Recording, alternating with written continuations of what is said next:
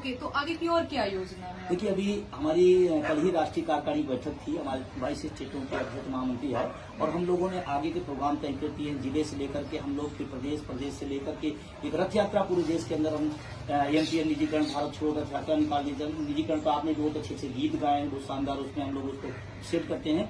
और 1 अक्टूबर को हम लोग दिल्ली में बड़ी रैली करने जा रहे हैं और अपनी मांग सरकार से करने जा रहे हैं। सरकार है, हमारे गार्जियन होते हैं, प्रधानमंत्री हमारे गार्जियन, उनसे हम अपनी बात नहीं करेंगे, किससे कहें।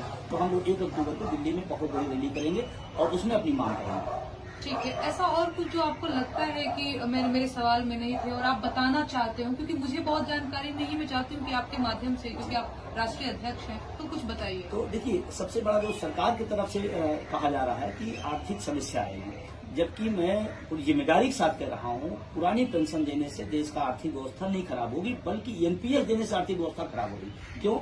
जानकारी बता, 10% मेरा, 10% सरकार का, तो 14% कर दिया। तो 10% हमारा, 14% सरकार का हर महीने कटता है और कट के जाता है प्राइवेट कंपनियों का, उसको शेयर मार्केट में खेला जाता है। और अभी आपने लेटेस्ट देखा होगा कि LIC, SBI, सबका पैसा डूबा है, किसी उद्योगपति ने लगाया और डूब गया, उसमें मेरा पैसा है। तो मेरा ये कहना है कि जो कहा जा रहा है अर्थव्यवस्था खराब है, तो मैं इसको मानने तैयार नहीं है, बल्कि पुरानी पेंशन देने से अर्थव्यवस्था और अच्छी होगी और बेहतर होगी। और देश में पिछले कई सालों से, आजादी के पहले से पेंशन दी जाती रही, कोई आज नई डिमांड नहीं है कि हम नई डिमांड जोड़ रहे हैं। तो हाँ, दुर्भाग्य मेरा है कि इस समय तमाम इस तरह बताया जा रहा है कि पुरानी पेंशन अगर लागू हो जाएगी तो सूरज का निकलना बंद हो जाएगा, नदियों का बहना बंद हो जाएगा, झरना, हवाओं का चलना बंद हो जाए, ऐसा बताया जा रहा है, जबकि बिल्कुल गलत है। ये देश में पेंशन पहले भी दी थी, आगे भी दे सकते हैं अगर उसकी नियति है। ठीक है, आप लोग भी कुछ कहना चाहेंगे कि आप लोग के साथ? निश्चित रूप से मैं कहूँगा, मैं डॉक्टर नीरज त्रिपाठी हूँ, प्रदेश महामंत्री अटेवा से, और NMPS का सचिव हूँ, राष्ट्रीय सचिव हूँ मैं।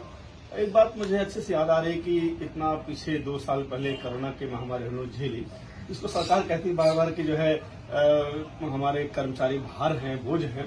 उन्हीं कर्मचारियों ने, डॉक्टरों ने, नर्सों ने, कर्मचारियों ने, पुलिस ने मिलकर के उस कोरोना में पूरी सहायता की, मदद की, अपनी जान पर खड़े जान दिए। और जिनकी प्राइवेट की बात कर रहे हैं, उन्होंने अपनी दुकानें बंद कर दी, शटर गिरा दिए।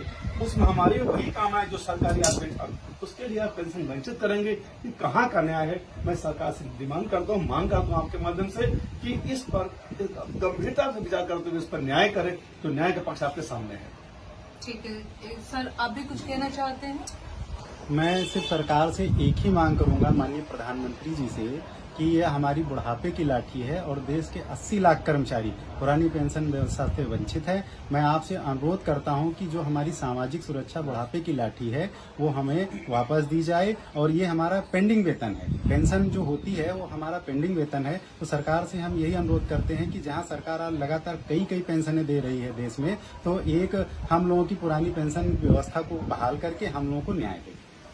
ठीक है, और भी आप कुछ कहना चाहते हैं? अभी हमारा एक अभियान चल रहा है वोट फॉर OPS, कि हमारी जो पुरानी पेंशन बहाल करेगा या हमारा वादा करेगा, हम उसके साथ जाएंगे। और अभी हमारी पूरी कैंपेनिंग देशव्यापी हो गई है और उसका परिणाम हमने कई राज्यों में करके वोट फॉर OPS का चलाया। और आने वाली लोकसभा का चुनाव 2024 का है, तो हम लोग पूरी शिद्दत के साथ वोट फॉर OPS का अभियान चलाएंगे।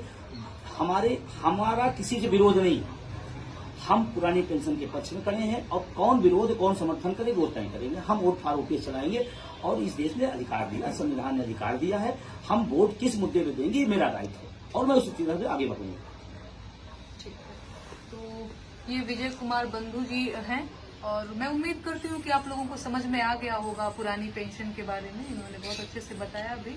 और मेरा कोई ऐसा नहीं है कि मैंने बता दीजिए कि नहीं तो लोग कहीं ये न कहने लग जाए कि मैंने बुलाया हो और ये सारी चीजें आप बता दीजिए, क्योंकि लोग भी बड़े हैं। हम लोग दिल्ली आए और राष्ट्रीय कार्यकारिणी बैठक थी, तो हम लोगों ने प्रयास किया कि जो लोग लोकहित की बात उठाते रहते हैं, बात आवाज उठाते हैं, वो गीत के माध्यम से, लेख के माध्यम से, तो उस कड़ी में आज निश्चित रूप से नेहा सिंह राठौर जनहित के मुद्दे उठाने की एक आज के डेट में सबसे बड़ी पैरोकार है। तो हम लोग स्वतः संपर्क किए और उन्होंने समय दिया और मैं उनके लिए इसके धन्यवाद दूंगा। और मैं शुभकामना देता हूं कि लोकहित की बात आप बढ़ाते रहिए आगे। पूरे देश का 90% आदमी आपके साथ है, इसमें कोई दो राय नहीं।